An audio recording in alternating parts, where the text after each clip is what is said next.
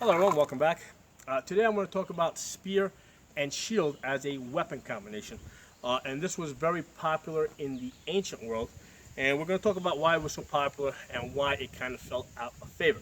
Now the first thing we're going to talk about is if you're going to use a spear with a shield, it has to be a dedicated one-handed spear.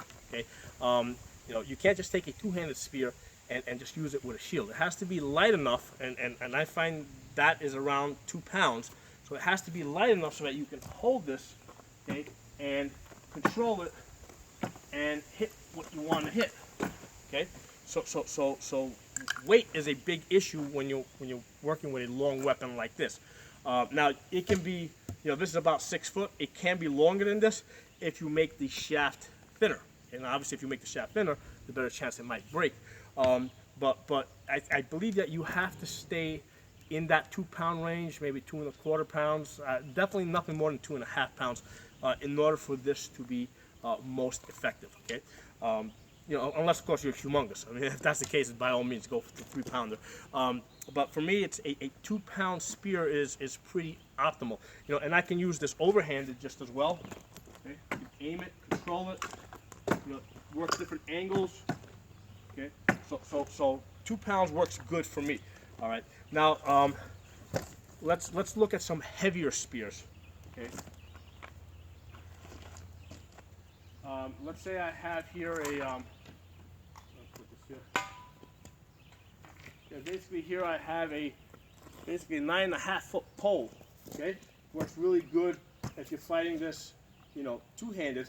But if you try to work this one-handed, let me get the shield back. First of all, I pretty much have to hold this in the middle in order to be able to balance this. And this becomes really tiring really fast if you're trying to work this one-handed. So this thing weighs 4½ pounds. And actually, it becomes very slow too, because it's just got all that weight that you're trying to move back and forth one-handed.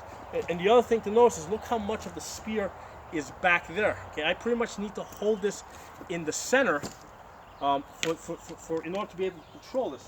So let me get the short spear.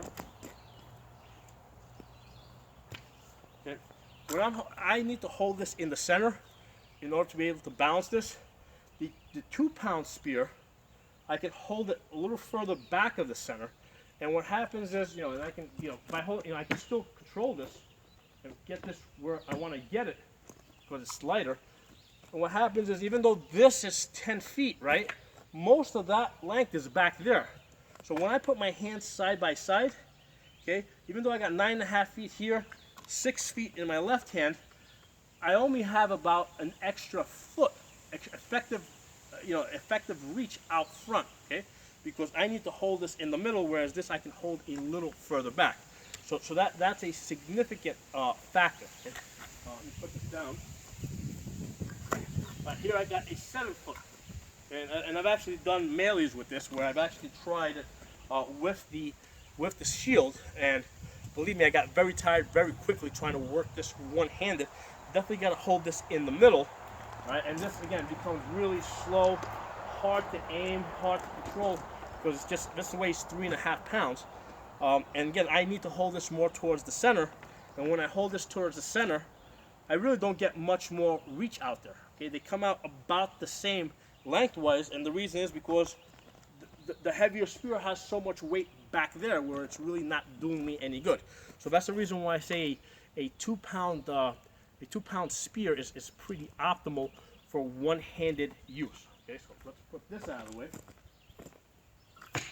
and let's talk about why the single-handed spear, with the shield, was so popular during the Bronze Age. Okay, because during the Bronze Age, swords were pretty short.